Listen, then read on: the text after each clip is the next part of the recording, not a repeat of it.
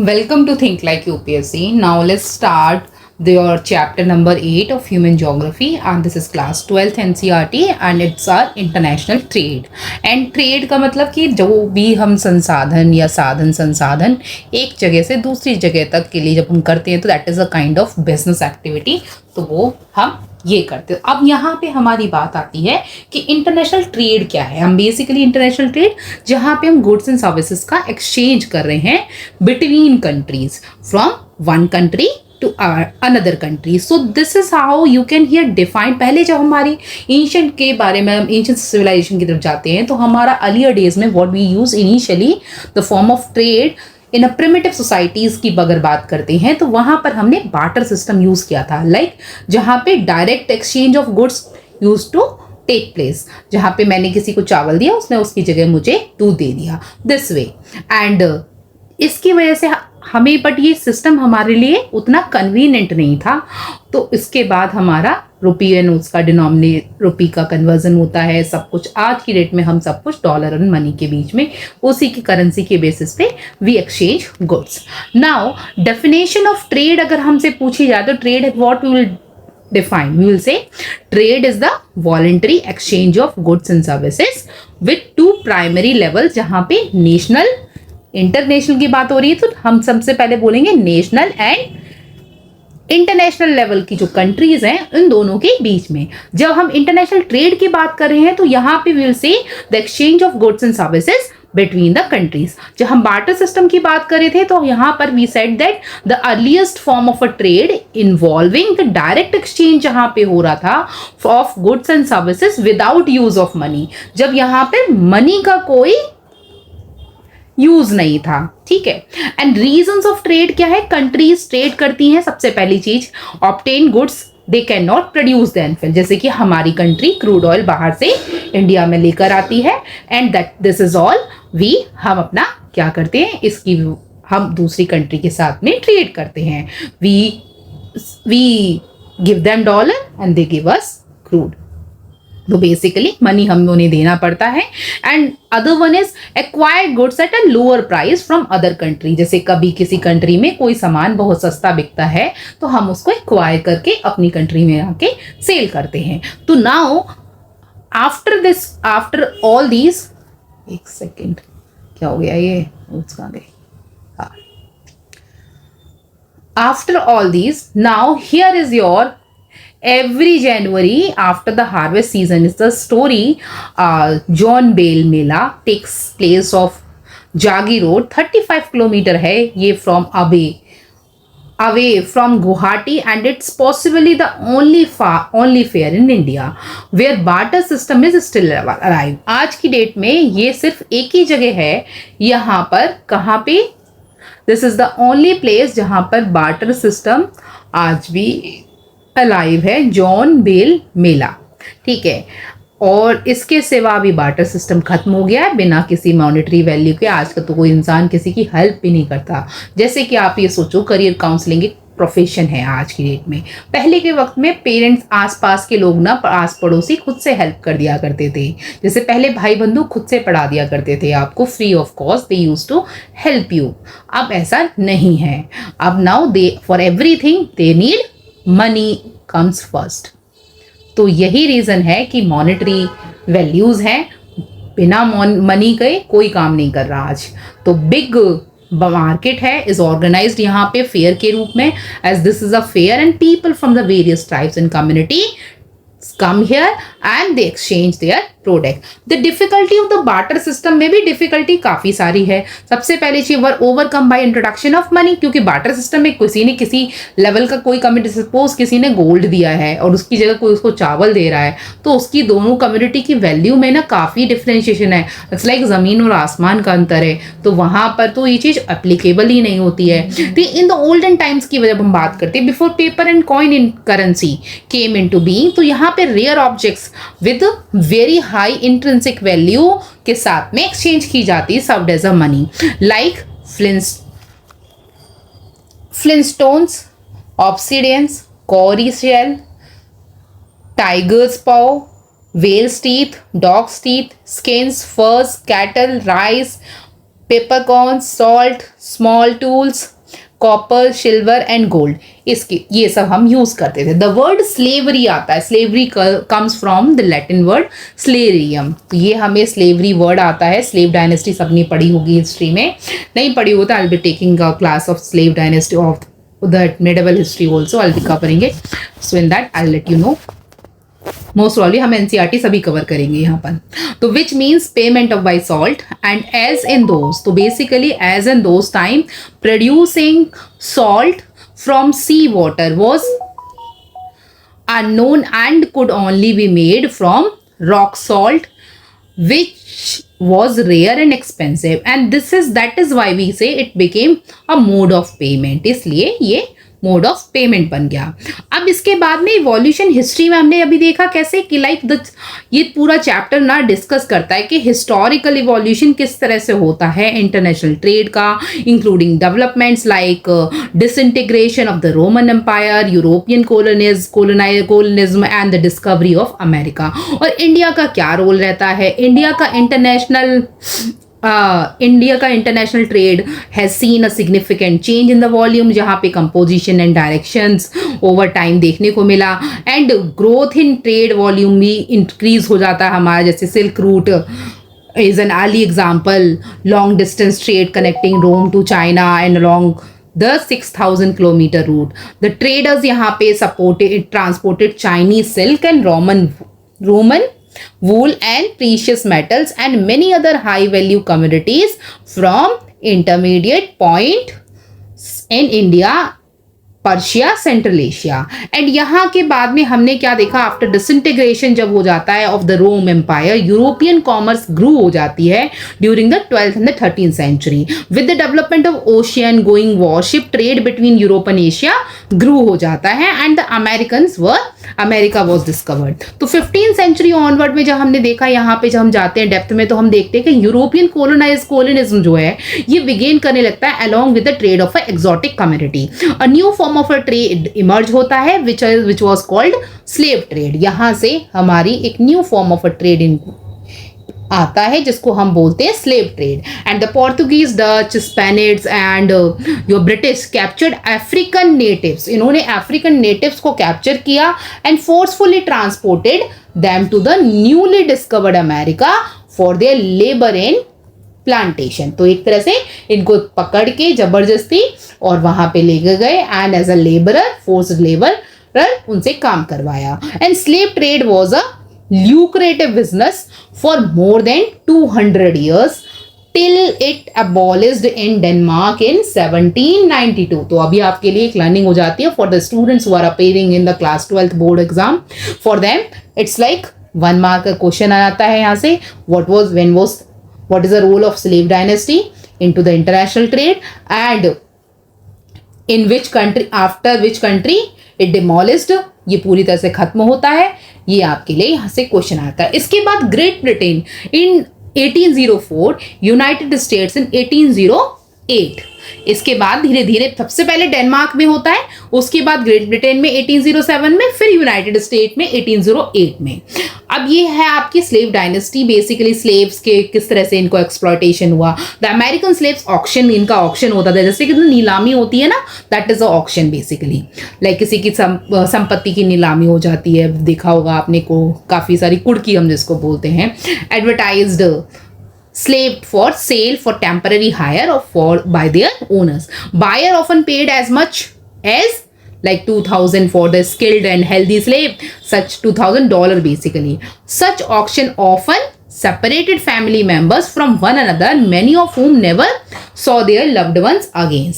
After the industrial revolution के बाद से the demand of the raw material जो हमने देखा था यहाँ पे वर्ल्ड में ग्लोबली, ग्रेन्स, मीट, वूल, ये एक्सपेंड हो जाती है and but their monetary value decline हो जाती है in relation to the manufactured goods. तो इंडस्ट्रियलाइजेशन जब आ गया तो डेफिनेटली सभी लोग प्रोड्यूस कर पा रहे हैं, तो उसकी मॉनेटरी वैल्यू डेफिनेटली, जब हम मार्केट में चीज़ें ज़्यादा होती तो आपने देखा होगा मार्केट में जब भी सीजनल फ्रूट्स हमेशा सस्ते क्यों होते हैं उस टाइम पे, रीज़न क्या है, गुड्स एंड सर्विस, गुड्स बहुत ज़्यादा हैं तो वो सड़ ना जाए, पेरिशेबल गुड्स एंड ऑल, तो वो सब देखते हुए हमारे मार्केट में सप्लाई जब ज़्यादा होती है तो डेफिनेटली वो इम्पैक्ट करती है प्राइस को। अब ये मत बोलना मैम गोल्ड की सप्लाई मार्केट में बहुत है फिर भी गोल्ड डाउन नहीं जा रहा, दैट्स अ डिफरेंट कमोडिटी, वो है आपकी लग्जरियस कमोडिटी में आती है, ठीक है। द इंडस्ट्रियलाइज्ड नेशन जो है इम्पोर्टेंट, आपको बोलते नहीं मैम एप्पल के आईफोन देखो कितने सारे मार्केट में, फिर भी देखो इतने महंगे क्यों हैं, रीज़न क्या है, दैट्स अ ब्रांड, एक प्रॉपर ब्रांड अपना मार्केट वैल्यू बना के चल रहा है। खरीदने की किसी को जरूरत नहीं, जिसके पास एप्पल आईफोन 16 भी है या फिर 16 प्रो मैक्स है या फिर 7 या फिर 15 है, किसी को जरूरत नहीं है, नीड नहीं है, but unnecessarily people are spending their money because they feel like नहीं अपग्रेडेड वर्जन यूज का। जिनके पास है उनको करना वो उनकी अपनी इच्छाएं करें, बट जिनके पास नहीं है those who buy on EMI and all things, उनको नहीं लेना चाहिए, बिकॉज आपके पास में ये इनफ है, जो है ना वो सफिशिएंट है। एक तरह से आप इलेक्ट्रिकल वेस्ट कर रहे हो, एक तरह से प्रोड्यूस कर रहे हो, don't be a part of that.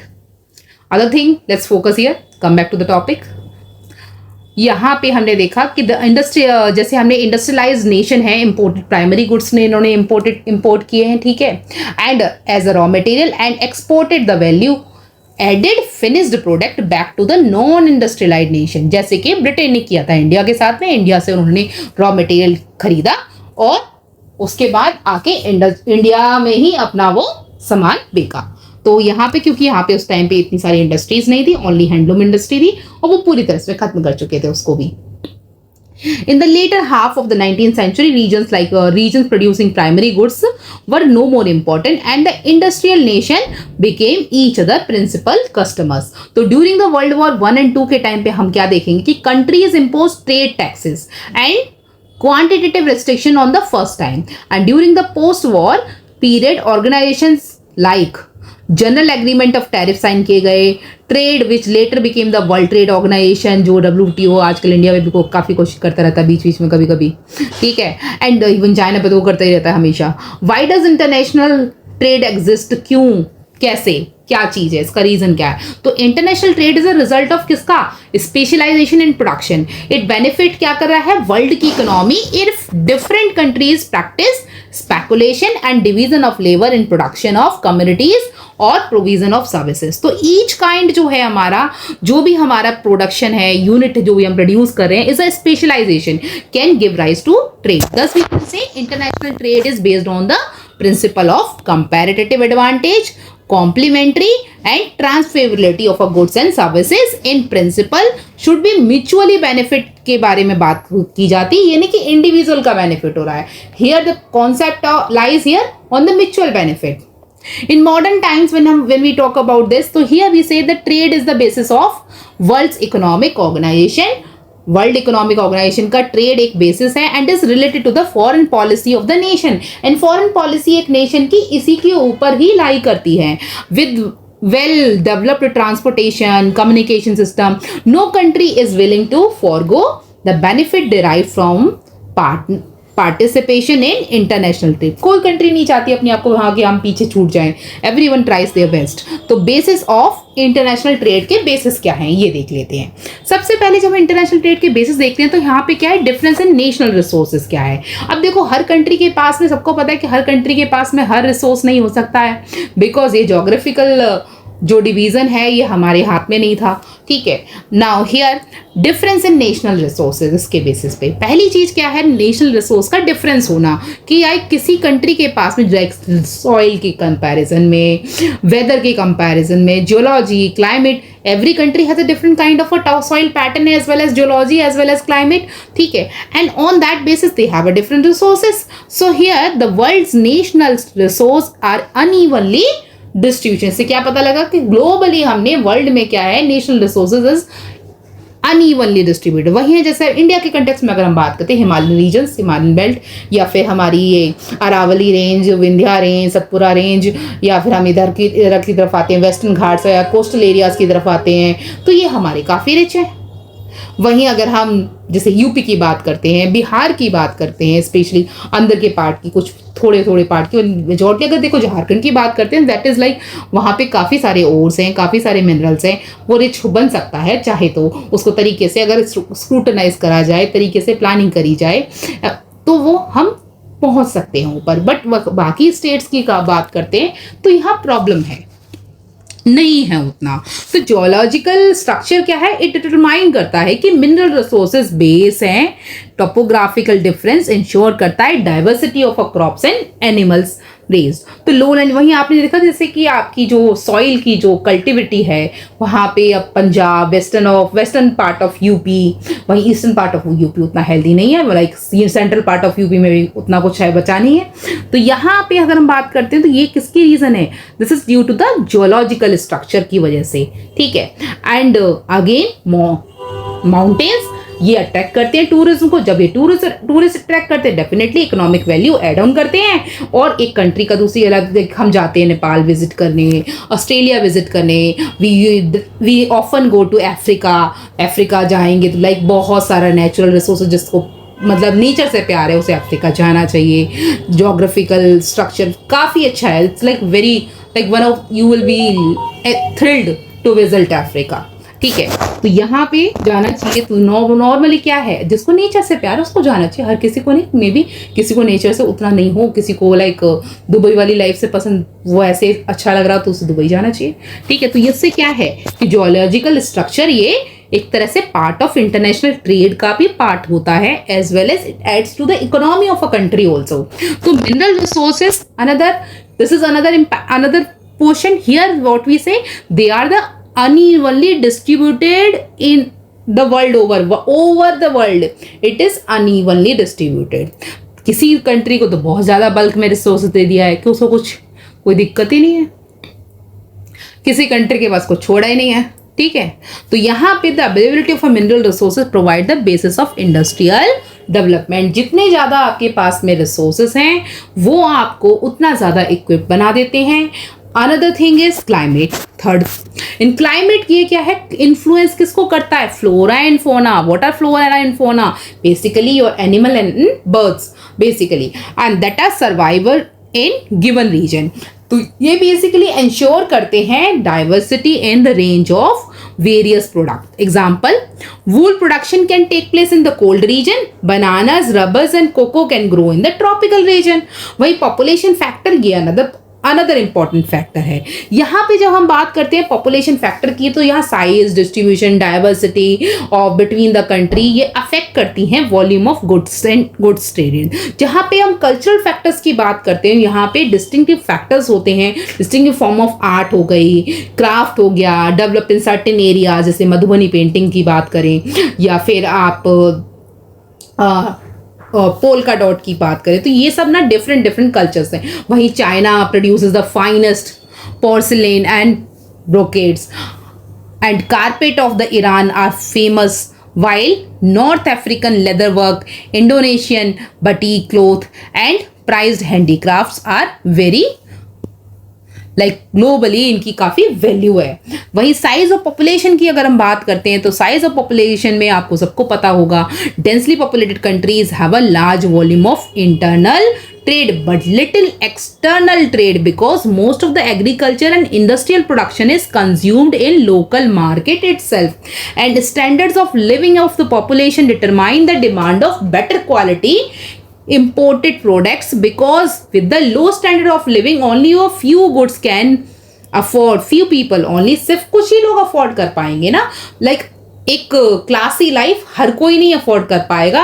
जब हमारे पास में साइज ऑफ पॉपुलेशन ज़्यादा है और वो साइज ऑफ पॉपुलेशन पे हमने कुछ डेवलपमेंट नहीं किया, कुछ मेहनत नहीं करी, और उस तरह से हम सीधा एक तो साइज ऑफ पॉपुलेशन हमारी कंट्री की, like if we talk about India and China के, दोनों को कंपेयर करते हैं, ठीक है। अब दोनों को कंपेयर करते हैं तो इंडिया में आप देखोगे कि स्किल्ड लेबर बहुत कम मिलेगा आपको। इंडिया में अभी भी लिटरेसी लेवल बहुत डाउन है, ठीक है। इंडिया में अभी भी कास्ट पॉलिटिक्स चलती रहती है। इन सबको देखते हुए इंडिया की पॉपुलेशन आज की डेट में यहाँ लाइफ बहुत ही बेकार है। इंडिया के विलेजेस को और आप चाइना के विलेजेस को कंपेयर करोगे तो चाइना के विलेजेस दे लुक लाइक पूरी तरह से एक नॉर्मल सिटी लगता है, जैसे मेरठ का सिटी है उस तरह से वहाँ का गांव लगता है।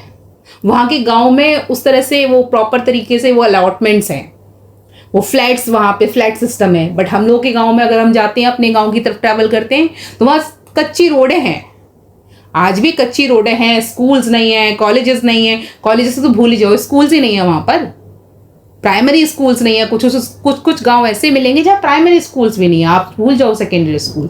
That is a major problem.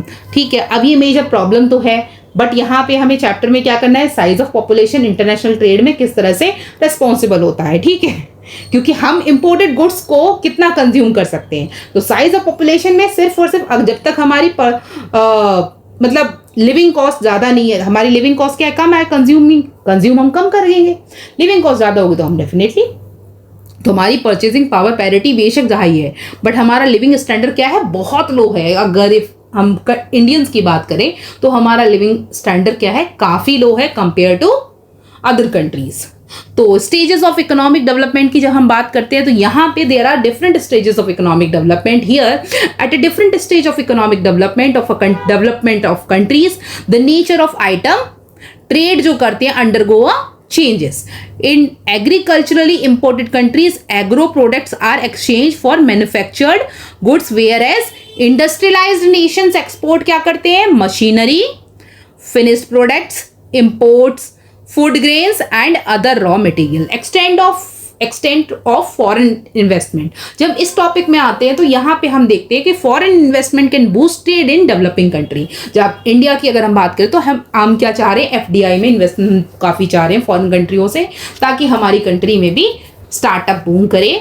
ठीक है, इंडस्ट्रियलाइजेशन मतलब काफ़ी अच्छे लेवल पे चले, पर इसी वजह से हमने काफ़ी सारी सेक्टर्स में अलाउ किया है एफडीआई को 100% भी। ठीक है, even though FDI here, foreign investment can boost the trade in developing countries which lacking capital requirement, because हमें किसी भी कंपनी को खोलने के लिए either if I want to open a company related to like मैं tech friendly स्कूल खोलना चाहती हूँ, for that I need a huge fund which I don't have personally मैं अपने मतलब अपने घर में सबकी प्रॉपर्टी में बेच दूंगी तो उतना 250-400 करोड़ नहीं आए, 250-400 हजार करोड़ नहीं आएगा, इतना तो नहीं आएगा, और इतना कोई मुझे देगा भी नहीं और मुझे कोई बेचने भी नहीं देगा।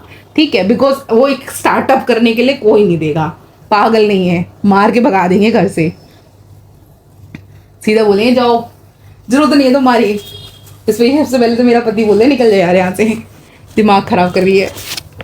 एनीवेज, जोक्स अपार्ट, कम यार, यहाँ पे टॉपिक पे चलते हैं। तो foreign investment can boost trade in developing countries which lack in capital requirement for the development of mining, oil drilling, heavy engineering, lumbering, plantation agriculture. तो by developing such capital intensive industries, developing countries, the industrial nation ensure करते हैं import of food stuffs, minerals, create market for their finished product. तो ये अपनी finished product के लिए market produce कर पाते हैं। This entire cycle steps up the volume of a trade between, इस तरह से दो कंट्री के बीच में क्या हो जाता है, ट्रेड हो जाता है। ट्रेड मतलब exchange of goods and services takes place. Another thing is transport, it also plays one of the important role in older times की अगर हम बात करते हैं। Adequate and efficient means of transport restrict कर रहा है इसने, restricted and trade to local areas only high value items, example gems, आपके जो हमारे ये क्या होता है blue sapphire and all, opal and all, these are gems, silk, spices were traded over long distances with expansion of, जैसे ही expansion हमने किसका कर लिया, रेल का, ओशियन का, एयर ट्रांसपोर्ट का, पिछले चैप्टर में हमने यही पढ़ा था। So better means of refrigeration and preservation, trade and experience spatial expansion. अभी इससे पहले लाइक बहुत सारी वेजिटेबल्स हैं, बहुत सारी एग्जॉटिक वेजिटेबल्स हैं जो इंडिया में ग्रो नहीं करती हैं, फॉर लाइक चाइना में ग्रो करती हैं, वो इंडिया में आज की डेट में आसानी से मिल जाती हैं। अब बोलो मैम कहाँ मिलेगी, आप जाइए आईएनए में, सब मिल जाता है। अब आईएनए के मार्केट में जाके देखोगे, आपको अगर चाइनीज फूड से रिलेटेड कुछ भी चाहिए, यू विल गेट एवरीथिंग।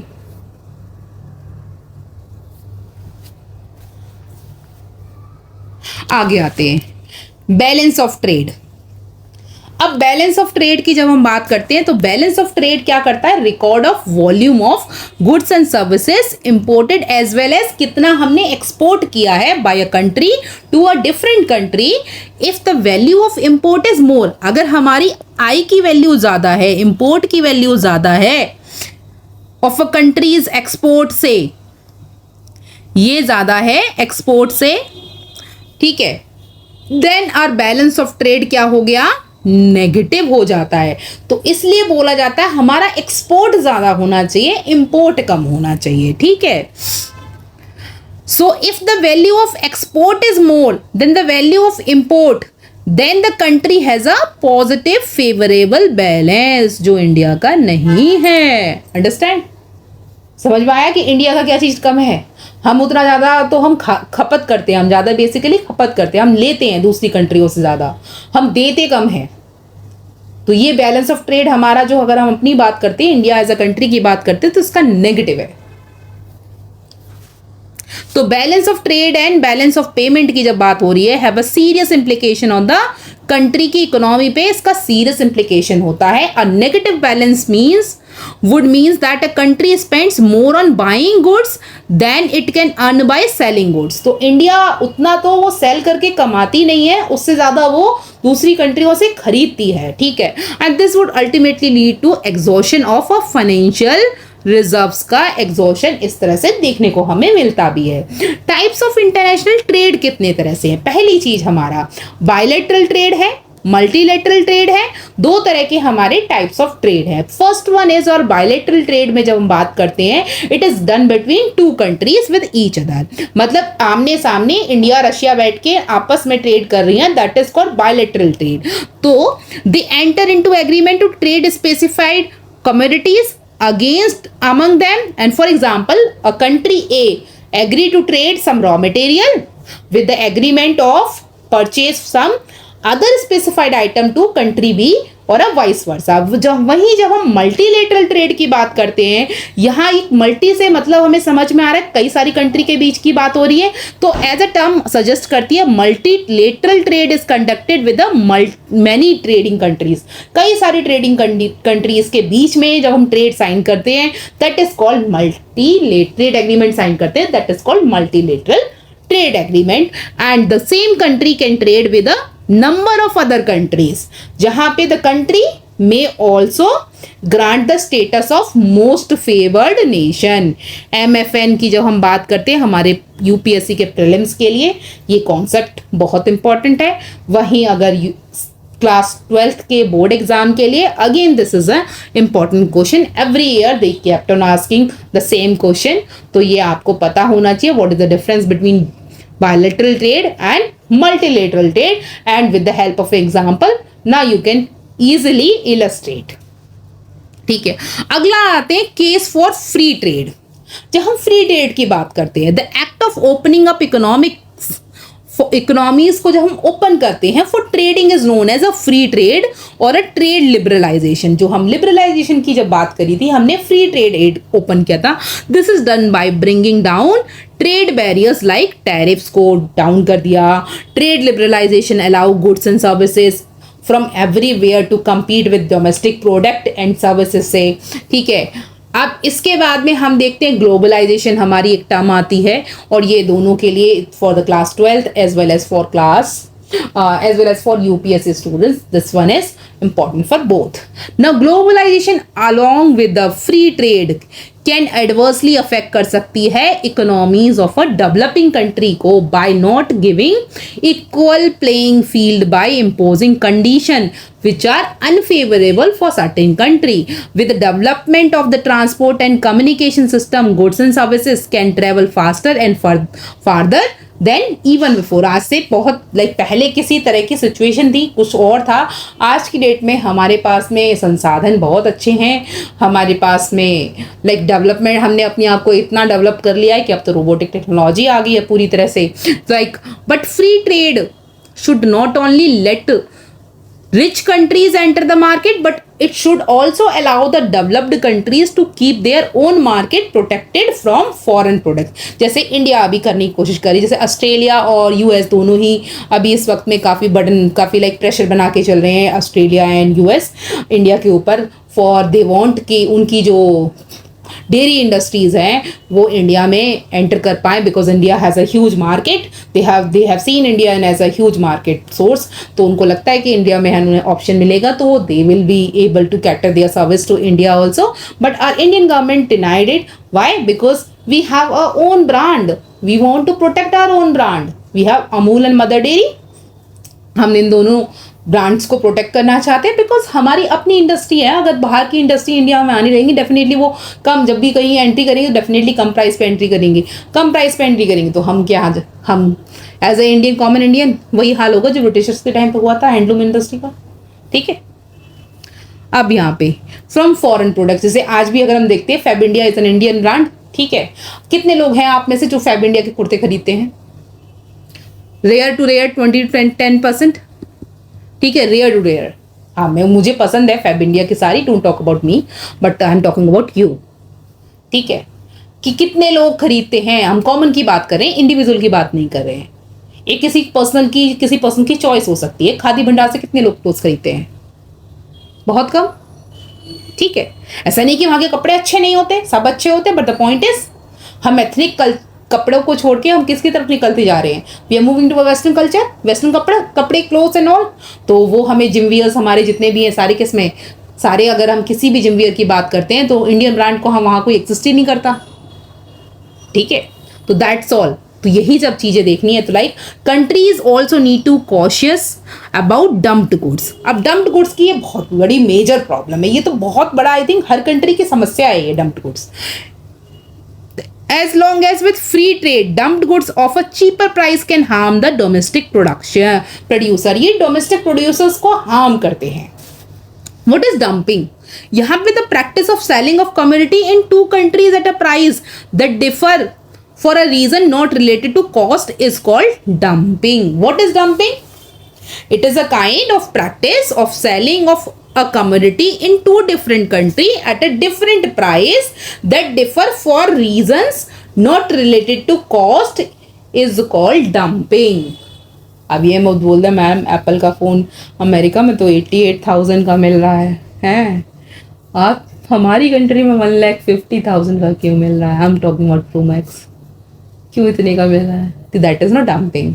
वो उन्होंने टैरिफ एंड ऑल उसको लगा के किया है। ठीक है, वो डंपिंग नहीं है।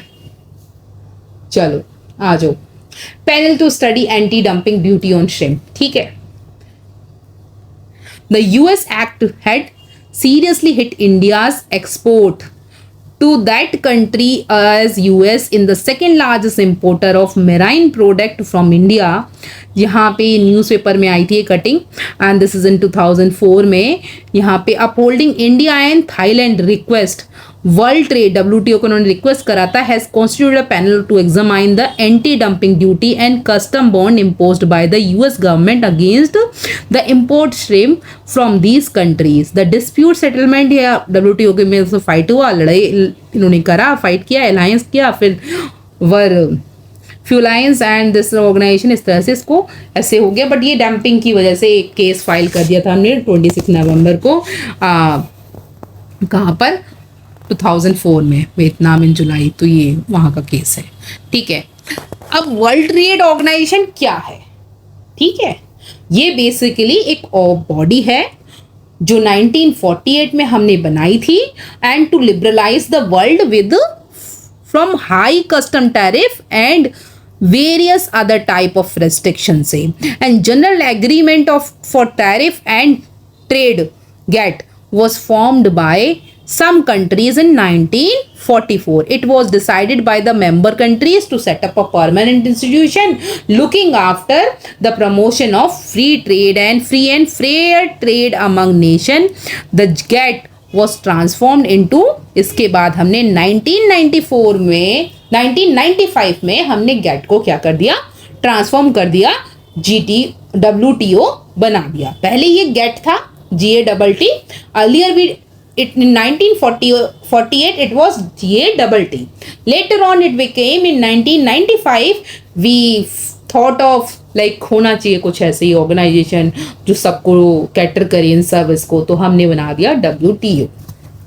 एंड WTO एक इकलौती इंटरनेशनल ऑर्गेनाइजेशन है जो डील करती है with the global rules of trade between nation. तो it basically sets the rule for the global trading system and resolve dispute between the member nation. So WTO also covers trade in services such as telecommunication, banking and other issues such as intellectual rights and all. The WTO has however been criticized किया गया है इसे काफ़ी and opposed by those who are worried about effects of free trade and economic globalization. It is argued that free trade does not make ordinary people lives more prosperous. It is actually widening the gulf between rich and poor, making the rich country more richer. तो यह जो आज के context में हम बात करते हैं, तो जैसे कि यूएस है, यूके है, कनाडा है और इंडिया है, तो ये क्या कर रहा है? इनके साथ हमने क्या देखा? ये तीनों की तीनों कंट्री क्या है? रिच पे रिच बनी जा रही हैं. इंडिया बेचारा डेवलपिंग कंट्री, बेशक हम 4th इकोनॉमी वर्ल्ड ग्लोबली हमने बोला कि हमारे जीडीपी 5th नंबर पे पहुंच गई है, but in reality is something else. जाइए इंडिया के विलेजेस में और एक बार जाइए कनाडा के विलेज में, आपको पता लगेगा डेप्थ क्या है. ठीक है, आगे बढ़ते हैं. This is because the influential nation in WTO focus on their own commercial interest. क्यों? क्योंकि भाई जो इन्फ्लुएंसिंग बॉडी है ना, जो उसको डोनेशन दे रही है, जो सब कुछ करती है, तो वो डेफिनेटली फेवरिज्म का काम करते हैं. और ये इंडिया की रिपोर्ट्स भी मेजॉरिटी सारी गलत निकालती हैं. हाँ, as per me, it's not about from some book and all. As per me तो ये गलती निकालते हैं सारी रिपोर्ट्स, क्योंकि मेजॉरिटी जो वर्ल्ड की ऑर्गेनाइजेशन वो चाहती ही नहीं है कि लाइक इंडिया की कुछ रिपोर्ट्स अच्छी भी आए, क्योंकि मीडिया में तो कुछ दिखाते नहीं है, इंडिया की अपनी कुछ ऑर्गेनाइजेशन है नहीं. So moreover many developed countries have not been fully open their market to product from developing countries. It is also argued that issue of health, workers' rights, child labor and environment are ignore. तो ये तीनों चीजों तो WTO ने पूरी तरह से ignore करी हैं. Now they are talking about few of the things. काफी सारी वर्ल्ड इकोनॉमी को कंजर्व करने वाला, एनवायरमेंट को प्रोटेक्ट करने वाली बॉडीज आ गई हैं, बना दिए हमने काफी सारे, Rotterdam act and all, Montreal protocol and all. We have done so many things, but पहले तो नहीं करी थी हमने इनके बारे में बात कभी भी. इशू ऑफ हेल्थ, एनवायरनमेंट, वो वर्कर्स के राइट के बारे में, चाइल्ड लेबर के बारे में कोई नहीं बात करी इन्होंने. अब WTO का हेडक्वार्टर कहाँ है ये देख लो. कितनी कंट्रीज मेंबर है इसकी? 166 टिल 2024 तक. एंड WTO, ठीक है. अब India has been one of the founder member of WTO. आगे जब हम चलते हैं इसके साथ में, तो रीजनल ट्रेड ब्लॉक्स हैं हमारे पास में. तो regional trade blocks have been up in order of encouraging trade between the countries, different countries, and the geographical proximity and similarity and complementary is in trading terms and curb the restriction और a trade in developing world. तो totally around 120 regional trade block हमने बनाए हैं, जहां पे generate 52% of a world trade, and these trading blocks developed as a response to the failure of the global organization to speed up intra-regional trade. Though these regional blocks remove trade tariffs within the member nation and encourage free trade. ये सब हमें free trade encourage करते हैं. In future, it could get increasingly difficult for free trade to take place between different trading blocks में. अब concern क्या है? जो इंटरनेशनल ट्रेड से रिलेटेड जो आते हैं, जिनको हमें वो टेक केयर करना है, जिनका हमें ध्यान रखना है, आगे क्या है? Undertaking a international trade is a mutually beneficial for nation. मतलब ऐसा नहीं कि इंडिविजुअल एक कंट्री के लिए बेनिफिशियल है, it is a beneficial for both the countries.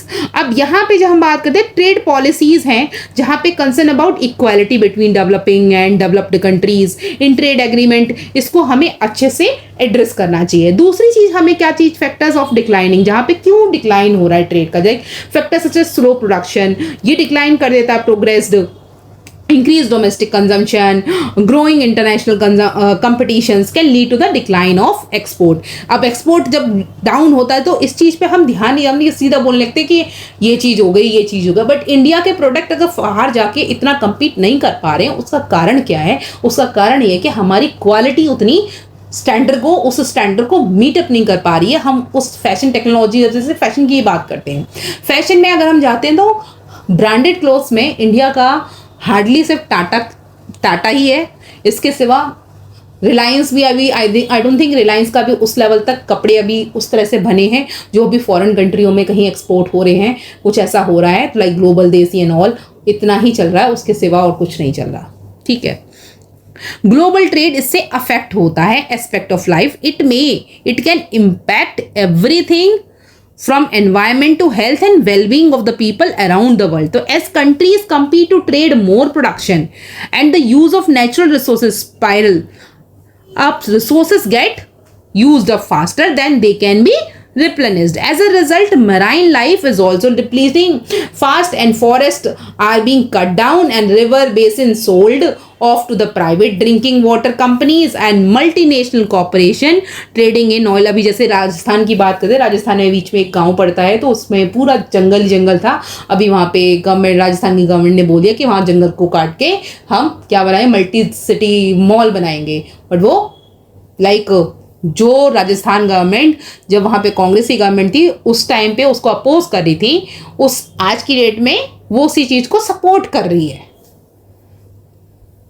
Now they are saying कि वहां से इकोनॉमी का जनरेशन होगा, बट मुझे समझ नहीं आता नेचर को काटने के बाद कौन सी इकोनॉमी का जनरेशन होता है. भगवान ही जाने इन लोगों को. more pollution and their mode of work does not follow the norms of sustainable development. क्योंकि इन सब का मोड ऑफ डेवलपमेंट क्या, सस्टेनेबल डेवलपमेंट की कोई बात कर रहा है, नहीं कर रहा है. एनवायरमेंट को प्रोटेक्ट करने की बात कर रहा है, नहीं कर रहा है. किसकी बात करें हम, इंडस्ट्रियलाइजेशन लेकर आ रहे हैं. क्या लेकर आ रहे हैं, इंडस्ट्री के नाम पे लेकर के आ रहे हैं, हम वहाँ पे मॉल्स बना रहे हैं. एक तरह से क्या कर रहे हैं जिसकी जरूरत नहीं है. क्या do ask those people, do they need mall there? क्या उनको सच में वहां एक मॉल की जरूरत है? वहां के लोकलाइट से पूछो जाके, दिल टेल यू कि नहीं, उनको जंगल पसंद है वहां पे. मैं अगर हम यूके की बात करते हैं, यूके में अगर हम जाते हैं ना, यूके लाइक सपोज आपका ये लोकेलिटी है, उस लोकेलिटी से 4 कदम मतलब गाड़ी लेके 10 किलोमीटर भी नहीं जाओ, 5 किलोमीटर निकल जाओ, आपको पता लग जाएगा पास में कोई जंगल है. उसको आप ऐसे घूमने चले जाओ, इतना हरियाली है वहां पे. यहाँ की बात कर लो, दिल्ली की बात कर लो भाई, हरियाली कहाँ दिख रही है तुम्हें? हाँ, ये मत बोलना लोधी गार्डन में हरियाली है, यहाँ हरियाली है, यहाँ हरियाली है. बहुत ही कम हरियाली है भाई. चलो आगे आ जाओ. गेटवे ऑफ इंटरनेशनल ट्रेड पे आ जाते हैं. अब आज का लेक्चर थोड़ा लेंदी हो जाएगा, आई थिंक इतना ही है, बस इसको ख़त्म कर लेते हैं. And that's all for today. I think now we have completed. इसके बाद हमने कंप्लीट हो जाएगा हमारा ये chapter completely. I think human geography की पूरा ये लास्ट चैप्टर है ये. सो हम पोर्ट्स की बात करते हैं. गेटवे ऑफ इंटरनेशनल ट्रेड क्या है? पोर्ट्स है हमारे. The chief gateway of the world international trade is harbours and ports है हमारे. Cargoes and travel passes from one part of the world to another through these ports. The ports provide facilities to docking, lodging and uploading and storage facility for cargo. In order to provide these facilities, the port authorities make arrangements and maintaining navigable channels and arranging tugs and bridges and providing labors and managerial services. The importance of port is judged by size of cargo. ये हमें size of cargo से पता लगता है, and the number of ship it handled on day-to-day basis. The quantity of cargo handled by a port is an indicator of a level of development of its hinterland. Comprehension से ports कौन से होते हैं हमारे? ये port वो होते हैं जहां पे such ports handle bulk and general cargo in large volume. तो most of the world's great port are classified into comprehensive ports, जहां पे इनलैंड पोर्ट्स एंड आउटपोर्ट्स होते हैं हमारे. इनलैंड पोर्ट्स एंड आउटपोर्ट्स की जब हम बात करते हैं, टाइप ऑफ पोर्ट्स में जब हम बात जा रहे हैं, तो टाइप ऑफ पोर्ट्स में हमारे इंडस्ट्रियल पोर्ट्स हो गए, कमर्शियल पोर्ट्स हो गए एंड कॉम्प्रीहेंसिव पोर्ट्स हो गए. कमर्शियल इंडस्ट्रियल पोर्ट्स में जब हम बात करें तो यहाँ पे कौन से हैं? जहाँ पे these ports specialise bulk cargo like grain, sugar or oil, chemical और सिमिलर मटेरियल को जब ट्रांसपोर्ट करते हैं तो उसको बोलते हैं इंडस्ट्रियल पोर्ट. और जब यहाँ कमर्शियल पोर्ट की बात करें तो यहाँ पे जहाँ पे cargo, packages, product and manufacturing goods का जब ट्रांसपोर्टेशन हो रहा है एक जगह से दूसरी जगह, and these ports also handle passenger traffic को भी हैंडल करते हैं, तो these are called commercial ports. और जहीं वहां पे हम कॉम्प्रीहेंसिव पोर्ट्स की बात करते हैं, ये वो पोर्ट है सच एज जो हैंडल करते हैं बल्क में एंड लाइक जैसे होलसेल वाला bulk and general cargo in large volume. And most of the world's great port जो है हमने उसको क्लासिफाई किया as a comprehensive port. And type of ports on the basis of location कौन कौन से हैं? Inland and आउटपोर्ट्स.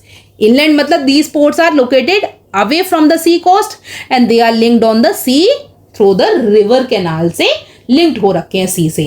जहाँ पे हमारा for example Manchester is linked with the canal, Memphis is located with the river Mississippi, or Rene has several ports like Nineveh, and this all then located in the Kolkata is located on the river Hooghly, a branch of river Ganga. Outports कौन से? These are deep water ports built away from the actual port से दूर build किए जाते हैं, and these serve the parent ports by receiving those ships which are unable to approach them due to their large size की वजह से वहां तक पहुंच नहीं पाते हैं इसकी वजह से. तो क्लासिक कॉम्बिनेशन है. For example Athens and its outport Piraeus and Greece, Piraeus in Greece में. तो type of ports on the basis of specialised function के बेसिस पे ऑयल पोर्ट्स होते हैं हमारे. Next is port of calls and packet stations and entrepot ports and naval ports. यही होते हैं हमारे, इतने ही होते हैं. अब जब हम ऑयल पोर्ट की बात करते हैं, मतलब इसी नाम से पता लग रहा है कि ऑयल का पोर्ट हो रहा है, ऑयल एक जगह से दूसरी जगह जा रहे थे. These ports who deals with in processing and shipping of oils. Some of these are tanker ports and some are refinery ports. तो ये हमारे ये पूरे नाम इनको याद कर लेना. आगे पोर्ट ऑफ कॉल्स की बात करते हैं. These are the ports which originally developed as a calling point on main sea route where ships used to anchor for refueling, watering and tanking food items. तो later on they developed into commercial ports जैसे आपका Aiden हो गया, Honolulu and Singapore are the good example for port of call. Ports of call. Pocket station की जब हम बात करते हैं, इस तरह के पोर्ट, जो port is known as ferry port भी बोलते हैं इनको, and these port stations are exclusively concern with the transportation of passenger and mail across the water bodies covering a short distance, and these station occur in pairs located in such a way that they face each other across a water body. For example, Dover in England and Calais in France across the England channel में ये हमें देखने को मिलता है. वहीं हम entry port की जब हम पोर्ट्स की बात करते हैं, these are the collection centres हैं. कैसे हैं? These are called collection centres where the goods are brought from the different countries for the export and they are then being loaded. And Singapore is an entry port for Asia, and Rotterdam for Europe, and Copenhagen for the Baltic Sea. ठीक है. अब naval ports कौन से हैं? These are the ports which have only strategic importance. जिन port की सिर्फ strategic importance होती है उन्हीं को हम बोलते हैं naval port. So these ports serve a warship and have repair workshops for them. जैसे हमारा कोची एंड कारवा like the example of such ports in India. अब करना क्या है होमवर्क से कि इंडिया में जितने पोर्ट्स पढ़ते हैं वो सारे पोर्ट्स रिवाइज करने हैं मैप से location wise. Okay, bye bye, take care, see you in the next lecture.